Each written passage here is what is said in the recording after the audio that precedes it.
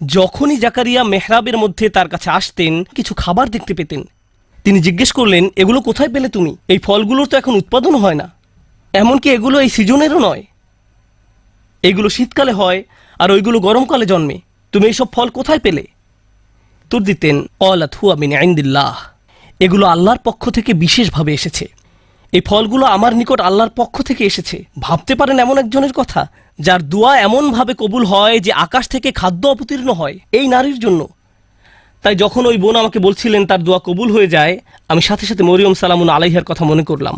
কি অলৌকিকভাবে আল্লাহ তার ব্যাপারে হস্তক্ষেপ করতেন, এমনকি খাদ্যের মতো বিষয়েও। যা আমরা নিজেরা উঠে গিয়ে নিয়ে আসতে পারি তাকে এমনকি সেজন্য উঠতে হয়নি। খুব স্পেশাল এক কিশোরী, খুব স্পেশাল এক নারী।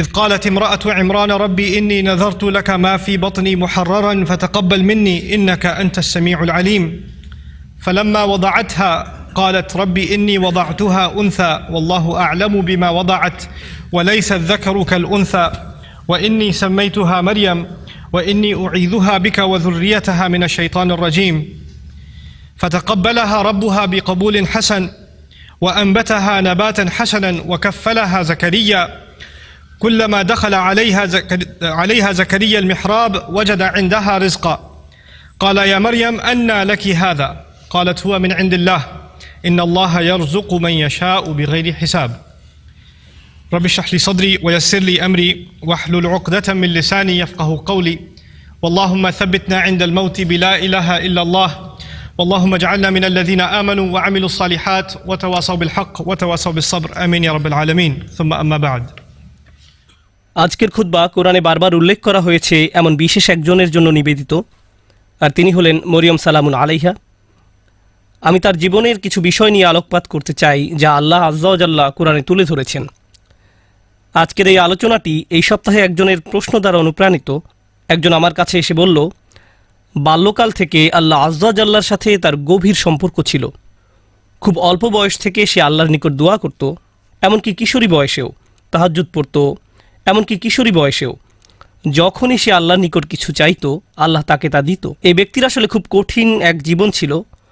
অল্প বয়সে বাবাকে হারান, কোনো ভাই নেই, এবং খুবই একাকিত্বের জীবন কাটিয়েছেন এবং সিদ্ধান্ত নিয়েছেন সত্যিকার অর্থে আল্লাহর উপর তাওয়াক্কুল করে থাকবেন। যখন সে এভাবে বড় হতে শুরু করলো, সে দেখতে লাগলো যখনই সে আল্লাহর কাছে কিছু চাইতো আল্লাহ অলৌকিকভাবে তার সকল প্রার্থনার জবাব দিত। যখনই সে আল্লাহর কাছে কিছু চাইতো আল্লাহ কখনো তার দুয়ার জবাব না দিয়ে থাকেননি। এভাবে সে আল্লাহর উপর নির্ভরতা এবং নৈকট্য বাড়িয়ে তোলে। যখনই তার কিছু দরকার হতো সে 2 রাকাত নামাজ পড়ে আল্লাহর কাছে তা চাইতো। তো তার আসলেই আল্লাহর সাথে খুব সুন্দর একটা কানেকশন ছিল। তাহলে এখানে প্রশ্ন কোথায়? প্রশ্ন আসে এই ব্যাপারটা থেকে যে সম্প্রতি তার জীবনে সে অপ্রত্যাশিত কিছু কঠিন সমস্যার মুখোমুখি হয়। তাই সে আল্লাহর প্রতি ইবাদতের পরিমাণ আরও বাড়িয়ে দেওয়ার সিদ্ধান্ত নিল, দুয়ার পরিমাণও বাড়িয়ে দিল, কারণ তার সমস্যা বৃদ্ধি পেয়েছে। সে ভাবল সমস্যা যেহেতু বেড়েছে তাই আল্লাহর কাছে সমাধানের জন্য দোয়ার পরিমাণও বাড়াতে হবে। তাই সে এমনটা করলো। সে এত বেশি নামাজ পড়লো, এত বেশি পরিমাণে রোজা রাখলো যে জীবনে কখনো এত রোজা রাখেনি। আল্লাহর কাছে কাকুতি মিনতি করত, কান্নাকাটি করত, যেভাবে সে পূর্বে কখনো করেনি। কিন্তু সমস্যা আরও খারাপ হতে থাকলো, পরিস্থিতির কোনো উন্নতি হচ্ছে না। তখন সে মনে মনে ভাবতে লাগলো, মনে হয় আল্লাহ আমার উপর খুশি নয়, কারণ আগে আমি দোয়া করতাম আর সব দোয়ার উত্তর পেতাম। আমার আগে তো এই সমস্যা ছিল না। যখনই আমার কিছু দরকার হতো আল্লাহর দিকে ফিরতাম আর আল্লাহ আমার সমস্যার সমাধান করে দিতেন। কিন্তু এখন আমি দোয়ার পর দোয়া করেই যাচ্ছি, আল্লাহর কাছে ভিক্ষা চেয়েই যাচ্ছি, আমার সমস্যার কোনো সমাধান হচ্ছে না, শুধু আরও খারাপ হচ্ছে। এর কারণ কি হতে পারে? তার মাথায় এই ধারণা ঘুরতে থাকলো, নিশ্চয়ই আমি ভুল কিছু করেছি। আল্লাহ আর আমার দোয়ার জবাব দিচ্ছেন না, কারণ কোনো কারণে আমি অযোগ্য হয়ে পড়েছি। আল্লাহর ভালো মানুষের তালিকায় আমি আর নেই। আমি এই খুতবা দেওয়ার সিদ্ধান্ত নিয়েছি কারণ সমাজে এই ধরনের চিন্তা খুবই কমন, যা একজন মানুষের মাথা নষ্ট করে দিতে পারে।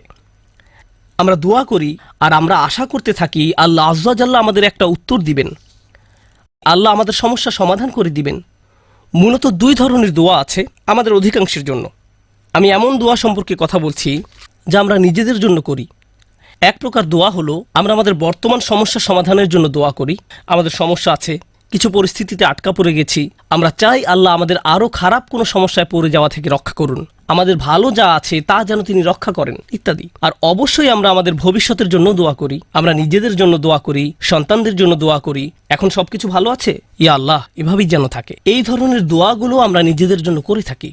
যে বিষয়টির উপর আজ গুরুত্বারোপ করতে চাই, আগের একটি খুতবায় এটা নিয়ে আমি কথা বলেছিলাম, কিন্তু আজকের খুতবাটি কিছুটা ব্যতিক্রম। এই জন্যই আমি মরিয়ম সালামুন আলাইহাকে বাছাই করেছি। শুরুতে সবাইকে একটা ব্যাপার স্মরণ করিয়ে দিতে চাই, আপনার দোয়ার উত্তর তাৎক্ষণিকভাবে পাওয়া যাক বা না যাক, এর সাথে আল্লাহ আপনার উপর সন্তুষ্ট আছেন কি না তার কোনো সম্পর্ক নেই, এর কোনো সম্পর্ক নেই তার সাথে। এই দুইটার মাঝে কোনো সংযোগ নেই। আর যদি কোনো সংযোগ থাকতো তাও আপনি জানতেন না। কারণটা কি? আপনারা জানেন, আমরা সবাই জানি নূহ আলাইহিস সালামের কথা, যিনি খুবই স্নেহময়ী পিতা ছিলেন। তিনি দাওয়াত দিয়েছেন 950 বছর যাবত। কল্পনা করতে পারেন? আপনাদের কি মনে হয় তিনি তার সন্তানের জন্য দোয়া করেছেন? তিনি তার স্ত্রীর জন্য দোয়া করেছেন? নাকি তাদের ব্যাপারে কোনো পরোয়া করেননি? যিনি তার জাতির জন্য এতটা যত্নশীল হতে পারেন, তারা তাকে থুতু নিক্ষেপ করেছে, অপমান করেছে, তারপরেও তিনি আবারও তাদের কাছে গিয়েছেন। এভাবে 950 বছর যাবত। আপনাদের কি মনে হয় তিনি নিজের ছেলেকে উপেক্ষা করেছেন, নিজের স্ত্রীর কথা ভুলে গেছেন? তিনি তাদের জন্য বছরের পর বছর দোয়া করে গেছেন, তারা নিজেদেরকে পরিবর্তন করেনি। ব্যাপারটি কি এমন নয়? তিনি কি নিজেকে এভাবে দোষ দিয়েছেন যে মনে হয় আমার দাওয়াতটা ঠিকমতো হয়নি, তো আমার আর দোয়ার প্রতি কোনো গুরুত্ব দিচ্ছেন না? আলোচনাটা এভাবে শুরু করার কারণ হলো, ওই মানুষগুলো আমাদের চেয়ে অনেক উত্তম ছিলেন, তাদেরও একই রকম সমস্যা ছিল। এখানে এমন অনেক পিতামাতা আছেন যারা সন্তানদের জন্য প্রতিনিয়ত দোয়া করে যান, কিন্তু তারা দেখেন সন্তানরা ধর্ম ছেড়ে চলে যাচ্ছে, তারা অন্ধকার পথে হারিয়ে যাচ্ছে, আর তারা এটা নিয়ন্ত্রণ করতে পারছে না। নিয়মিত দোয়া করে যাচ্ছেন, কিন্তু দোয়ার কোনো উত্তর দেখা যাচ্ছে না, ফলে তারা হতাশ হয়ে পড়ছেন। আমি কি ভুল কিছু করেছি? আল্লাহ কেন উত্তর দিচ্ছেন না? আরে আপনি তো একা এমন পরিস্থিতিতে পড়েননি। আমাদের রসুল সাল্লাল্লাহু আলাইহি সাল্লাম প্রচুর দোয়া করেছেন। আপনার কি মনে হয় না যে তিনি তার চাচার জন্য দোয়া করেছেন, তার পরিবারের জন্য দোয়া করেছেন? আপনার কি মনে হয় না তিনি আবু লাহাবের কথা বিবেচনা নেননি? যদি তিনি দোয়া করে থাকেন, তার সকল আবেগপ্রবণ দোয়া সত্ত্বেও আল্লাহ আযজা ওয়া জাল্লা তাকে বলছেন, ইন্নাকা লা তাহদি মান আহবাবত। আমাদের মাঝে এমন অনেকেই আছেন, এমন অনেক সন্তানেরা আছেন যারা আশা করেন তাদের পিতামাতা বা বড়রা যদি আরেকটু ভালোভাবে আল্লাহর পথে চলতো। এমন বহু তরুণ তরুণীর সাথে আমার কথা হয়েছে যাদের পিতামাতা ভয়ঙ্কর রকমের পরিষ্কার হারাম ব্যবসায় জড়িত। সন্তানেরা, তাদের ছেলেমেয়েরা তাদের বলছে, প্লিজ এই ব্যবসা থেকে বের হয়ে আসেন, আমি আপনাদের উপর নির্ভরশীল, আর আমি তো এই মুহূর্তে আমার পরিবারের জন্য আয় করার অবস্থানে নেই, কিন্তু আপনারা যা করছেন তা ভুল। তখন সন্তানদের বলা হয়, তোমরা পিতামাতাকে অসম্মান করছো, তোমাদের তো পিতামাতার সাথে তর্ক করা উচিত নয়। এই ক্ষেত্রে ব্যাপারটা সম্পূর্ণ উল্টো, যে সন্তানেরা পিতামাতার হেদায়েতের জন্য দোয়া করছেন, কিন্তু পরিস্থিতির কোনো উন্নতি হচ্ছে না। এর বাহিরেও কারো হয়তো ভয়ঙ্কর অসুস্থতা দেখা দিতে পারে, স্বাস্থ্য সংক্রান্ত চরম দুর্দশাও আসতে পারে, অথবা চাকরি খুঁজে পাচ্ছেন না, অর্থনৈতিক সমস্যায় আক্রান্ত, আর আপনি আল্লাহর কাছে দোয়া করে যাচ্ছেন, মনে মনে বলছেন, আমি তো গত বছর ইতিকাফও করেছি, আমি দোয়া করেই গেছি, সারা রাত সিজদায় পড়েছিলাম, এরপরেও আমার সমস্যা রয়ে গেছে, এরপরেও কোনো সমাধান আসেনি। সবার আগে আমি আপনাদের সবাইকে মনে করিয়ে দিতে চাই যে নবীরা, তাদের সকলেই, আমাদের বহুকাল পূর্বে যারা এসেছিলেন, আল্লাহ অনবরত তাদের দোয়ার কথা কোরআনে উল্লেখ করেছেন, তাদের সমস্যাগুলোর কথাও কোরআনে বারবার উল্লেখ করেছেন। আপনাদের কি মনে হয় না ইয়াকুব আলাইহিস সালাম, যিনি 12 জন সন্তানের পিতা ছিলেন, তিনি তার সব সন্তানের জন্য দোয়া করেছেন? বিশেষ করে ইউসুফ আলাইহিস সালামের জন্য, যখন তিনি ইউসুফকে হারিয়ে ফেলেন, আপনাদের কি মনে হয় না তিনি ইউসুফ আলাইহিস সালামের নিরাপত্তার জন্য দোয়া করেছেন, তিনি যেন তার সুন্দর সন্তানকে আবার দেখতে পান? আমরা জানি তিনি এত বেশি কেঁদেছিলেন যে দৃষ্টিশক্তি হারিয়ে ফেলেছিলেন, অবিয়াদ্দাত আইনাহু, এবং দুঃখে তার চক্ষুদয় সাদা হয়ে গেল।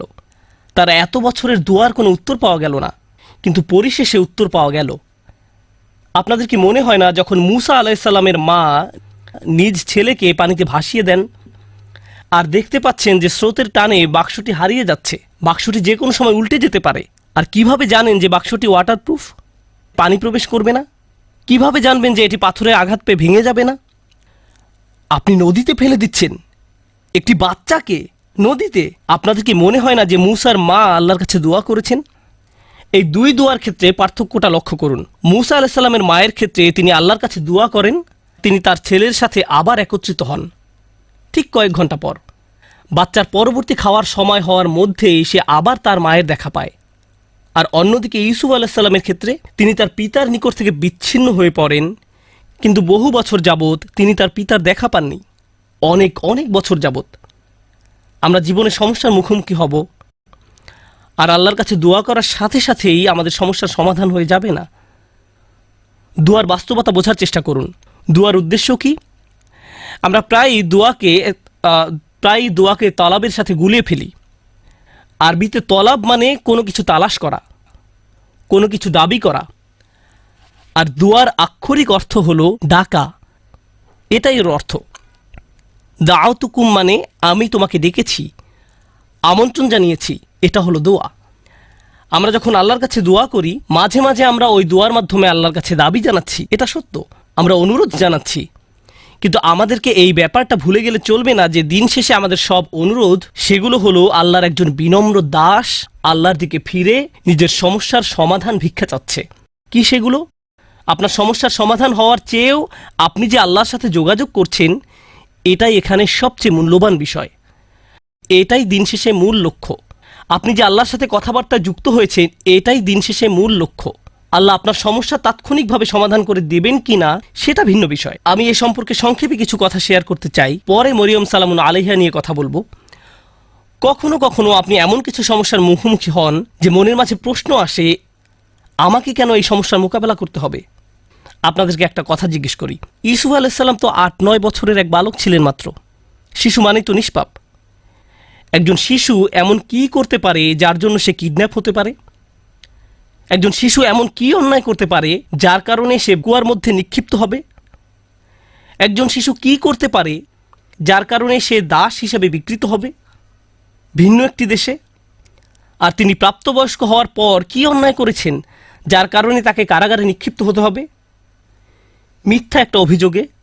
তিনি তো নিজের অন্যায়ের কারণে জেল খাটেননি, তিনি নির্দোষ ছিলেন, আর তাকে এতগুলো বছর জেলে কাটাতে হয়। তাকে জীবনে এমন সব পরিস্থিতির ভেতর দিয়ে যেতে হয়, অন্য কারো এমন হলে বলতো, ভাই জীবন অন্যায্য, কি বা করার আছে, জীবন অন্যায্য। কিন্তু একজন বিশ্বাসীর ক্ষেত্রে কি হয়? সে শুধু বলে না যে জীবন অন্যায্য, সে বলে আল্লাহ অন্যায্য। নাউজুবিল্লাহ। আর আল্লাহ সূরা ইউসুফে বলছেন, আল্লাহু গালিবুন আলা আমরিহি, আল্লাহ তার সকল কাজের তত্ত্বাবধান করছিলেন। ইউসুফের জন্য যত সিদ্ধান্ত নেওয়া হয়েছিল আল্লাহ তার সবগুলোতে প্রভাব রেখেছিলেন। কিভাবে? কখনো কখনো আমি আপনি এমন কিছু সমস্যার মুখোমুখি হব, আল্লাহ জানেন ভালো কিছু সামনে আছে। কখনো কখনো ভালো যা কিছু আসছে তা আপনার নিজের জন্য, আবার কখনো বা অন্য কারোর জন্য, কখনো কখনো আপনি জীবিত থাকতেই এর উপকার পাবেন, আর কখনো কখনো এই উপকার আসবে আপনি আল্লাহর কাছে ফিরে যাওয়ার পর। ইউসুফ আলাইহিসসালামের ক্ষেত্রে কি হয়েছিল? একজন পিতা তার সন্তান থেকে বিচ্ছিন্ন হয়ে পড়েন। কিন্তু চিন্তা করে দেখুন, তাকে যদি কিডন্যাপ করা না হতো তাহলে তিনি কুয়ায় নিক্ষিপ্ত হতেন না। তিনি যদি কুয়ায় না পড়তেন তাহলে কোনোদিন মিশরে গিয়ে পৌঁছাতেন না। আর মিশরে কোনোদিন না গেলে তিনি জেলে নিক্ষিপ্ত হতেন না। আর যদি জেলে না যেতেন তাহলে জেলের ওই 2 লোকের সাথে তার কোনোদিন সাক্ষাৎ হতো না যাদের স্বপ্নের তিনি ব্যাখ্যা দিয়েছিলেন। ওই 2 ব্যক্তির সাথে যদি তার কোনোদিন দেখা না হতো, তাদের একজন বেঁচে যায় এবং রাজার খেদমতে নিয়োজিত হয়। আর যখন রাজা একটি স্বপ্ন দেখলেন, ওই ব্যক্তি তাহলে কোনোদিন বলতেন না যে হ্যাঁ, আমি এক লোকের কথা জানি যে আপনার স্বপ্নের ব্যাখ্যায় সাহায্য করতে পারবে। স্বপ্নটা কি ছিল? দেশে 7 বছর হবে প্রাচুর্যের, আর পরবর্তী 7 বছর দেশে কোনো ফসল ফলবে না, কোনো উৎপাদন হবে না, মানুষ দুর্ভিক্ষে মারা যাবে। যদি ইউসুফ জেলে না যেতেন আলাইহিসসালাম এবং তাকে মুক্তি দেওয়া না হতো ওই স্বপ্নের ব্যাখ্যা করার জন্য সেই সময়, তাহলে দেশ অর্থনৈতিক, ফাইন্যান্সিয়াল এবং সামাজিক এক দুর্যোগে পতিত হতো। লক্ষ লক্ষ শিশু দুর্ভিক্ষে মারা যেত। একজন শিশু কষ্ট স্বীকার করলো কয়েক বছরের জন্য। এক শিশুর কষ্ট স্বীকারের ফলে আল্লাহর পরিকল্পনা ছিল অগণিত পরিবারকে অনাহারে সন্তান হারানোর বেদনা থেকে রক্ষা করবেন। এই পরিকল্পনার কারণে ইউসুফ আলাইহিসসালাম জেল থেকে ফিরে এসে স্বপ্নের ব্যাখ্যা করলেন এবং অর্থ মন্ত্রণালয়ের দায়িত্ব নিলেন। আমার এক বন্ধুর নাম হয়তো আপনারা শুনে থাকবেন, তার নাম রবার্ট ডেভিলা। আমি ওই বোনকে তার সম্পর্কে জিজ্ঞেস করেছিলাম। সে বলল সে তার কথা শুনেছে। সে তার শরীরের কোনো অংশ নাড়াতে পারে না, শুধু মুখমণ্ডল ছাড়া। সে কি এমন অন্যায় করেছে যার কারণে এমন পরিস্থিতি? কিছুই না। কিন্তু কত মানুষ ইসলাম গ্রহণ করেছে তার এই অক্ষমতার দরুন।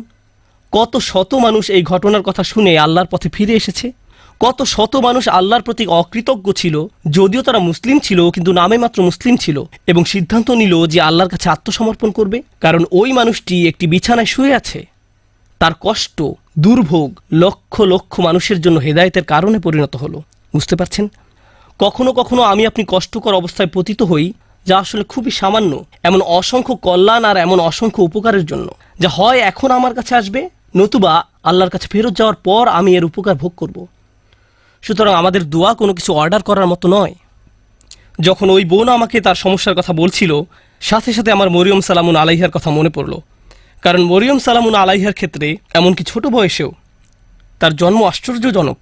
তার জন্মের কথা কোরআনে উল্লেখ করা হয়েছে। খুব বেশি সংখ্যক মানুষের জন্মের কথা কোরআনে উল্লেখ করা হয়নি। মা একটি ছেলে সন্তান আশা করেছিলেন, কিন্তু তার একটি মেয়ের জন্ম হলো। আর আল্লাহ বলেন, ওয়ালাইসা যাকারুকাল উনসা, যার অনেকগুলো গভীর অর্থ রয়েছে। আমি এখন শুধু একটি অর্থ হাইলাইট করছি। এই মেয়েটি অন্য কোনো ছেলের মতো নয়, এই মেয়েটি স্পেশাল। প্রসঙ্গত, দয়া করে এই কথাগুলো মনে রাখবেন।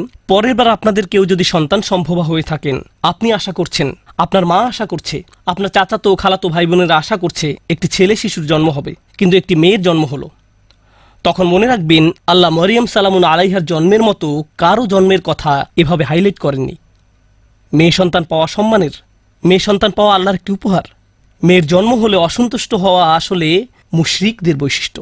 আল্লাহ মুশরিকদের সম্পর্কে বলেন, জল্লা ওয়াজহুহু মুসওয়াদ্দান ওয়া হুয়া গাযীম, তাদের কাউকে যখন কন্যা সন্তানের সুসংবাদ দেওয়া হয় তখন তার মুখ কালো হয়ে যায়, সে অন্তর্জ্বালায় পুড়তে থাকে। মেয়ে সন্তান পাওয়া আল্লাহর পক্ষ থেকে আশীর্বাদ এবং সম্মান। মেয়ের জন্ম হলে যদি অসন্তুষ্ট হয়ে পড়েন, তাহলে আপনি শুধু আল্লাহর উপহারেরই অসম্মান করছেন না, আপনি কোরআনের আয়াতকেও অসম্মান করছেন। এই কথাগুলো মনে রাখবেন।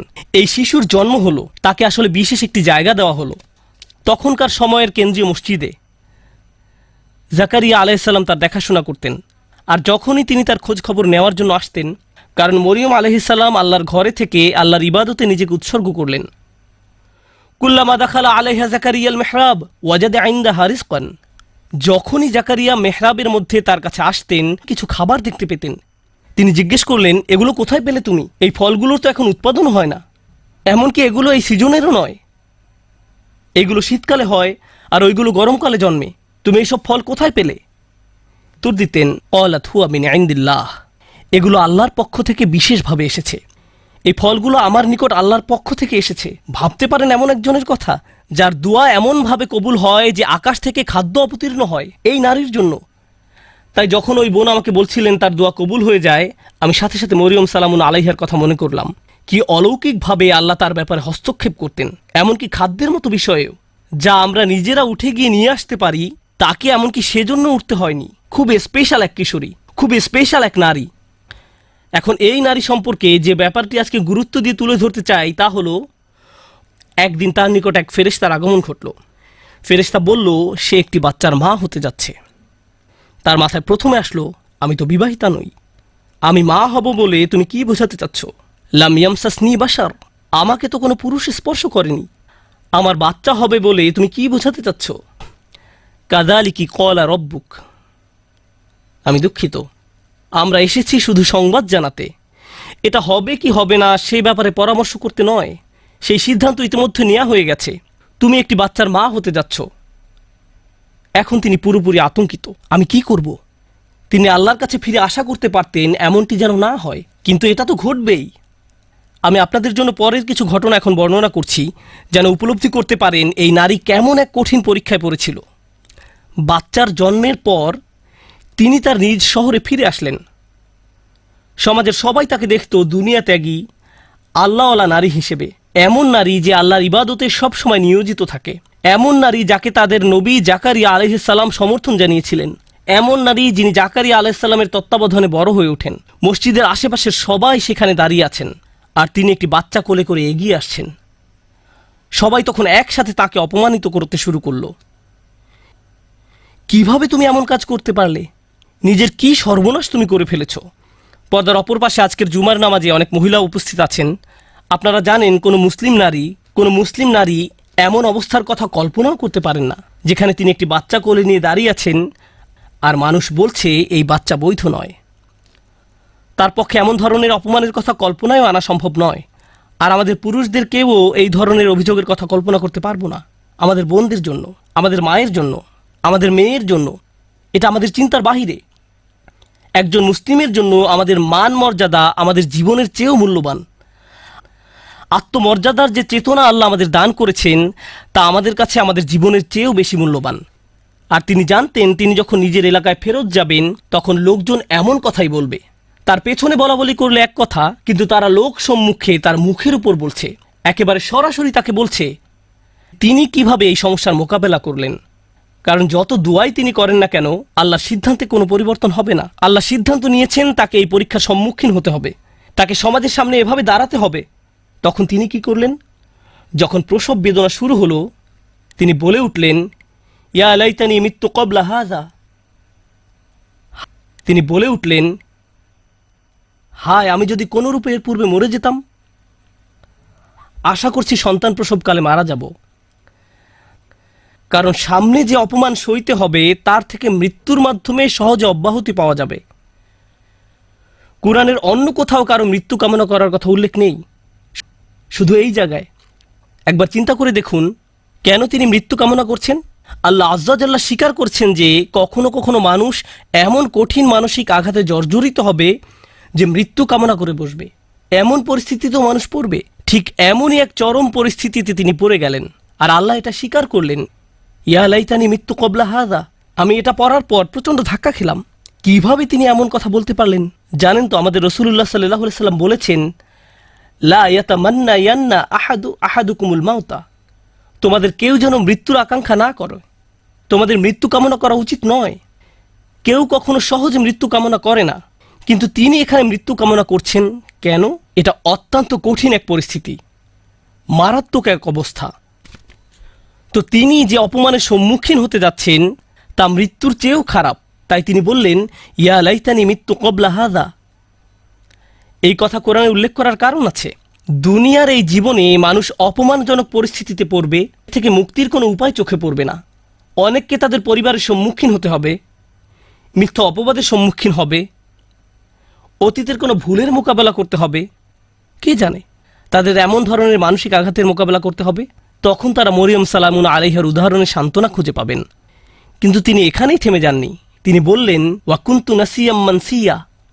নাসিয়ান মানসিয়া খুবই অসাধারণ শব্দযুগল।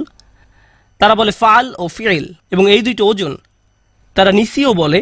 এক কিরাতে এটাকে নিসিয়ান, অন্য কিরাতে নাসিয়ান পড়া হয়, জিব এর মতো। আরবি ভাষায় দুই ধরনের শব্দ আছে, জিব ও মাজবুহ। একইভাবে নাসি এবং মানসি, এই শব্দগুলোর প্রথমটা আসলে ব্যবহৃত হয়, আমি আপনাদের জন্য লিখে এনেছি। ولا يقال للكبش ذبح إلا إذا أعد للذبح। কোনো প্রাণীকে অর্থাৎ কোনো ছাগল বা ভেড়াকে আপনি ততক্ষণ পর্যন্ত জিব বলবেন না যতক্ষণ না এটি জবাই করার উপযুক্ত হয়। জবাই করা হয়ে গেলে এটাকে বলা হয় জাবিহ, এটাকে বলা হয় মাজবুহ। জবাইয়ের আগে না, আগে বলা হয় জিব। তিনি দুইটি শব্দ ব্যবহার করলেন, যদি আমি মরে যেতাম, যদি মানুষের স্মৃতি থেকে বিলুপ্ত হয়ে যেতাম, এভাবে অনুবাদ করা হয়। কিন্তু এখানে যে দুইটি শব্দ আছে সেটা ওনারা ভুলে গেছেন। একটা শব্দ নাসিয়ান, অর্থ আসলে তিনি তো মসজিদ থেকে অনেক দূরে, ঠিক না? তিনি এখন বাড়িতে অবস্থান করছেন না। কেউ যেন কোনোদিন আমাকে মিস না করে, তারা যেন এই প্রশ্নটাই না করে যে মরিয়ম কোথায় গেল। আমি যদি অদৃশ্য হয়ে যেতাম, যদি মানুষের স্মৃতি থেকে বিলুপ্ত হয়ে যেতাম এই মুহূর্তে, কারো যেন কোনোদিন আমার কথা মনেও না হয়। এটা হলো নাসিয়ের অর্থ। চিন্তাও মাথায় না আসে যে এক সময় আমার অস্তিত্ব ছিল। এমন অনেকেই আছে যারা এত কঠিন হতাশা এবং উদ্বেগের ভিতর দিয়ে যায় যে ঘর থেকেই বের হয় না, ফোন রিসিভ করে না, টেক্সট মেসেজের কোনো জবাব দেয় না। তারা এত বেশি মানসিক যন্ত্রণা অনুভব করে যে তাদের ইচ্ছা হয় যদি তারা মানুষের স্মৃতি থেকে বিলুপ্ত হয়ে যেত। কেউ যদি তাদের দরজায় করাঘাত করে, তারা ভাবে যদি তারা আমার কথা ভুলে যেত, হায় যদি আমার কারোর সাথে আর দেখা না হতো। তারা সব কিছু থেকে নিজেকে বিচ্ছিন্ন করে নিজের মাঝেই বসবাস করতে চায়।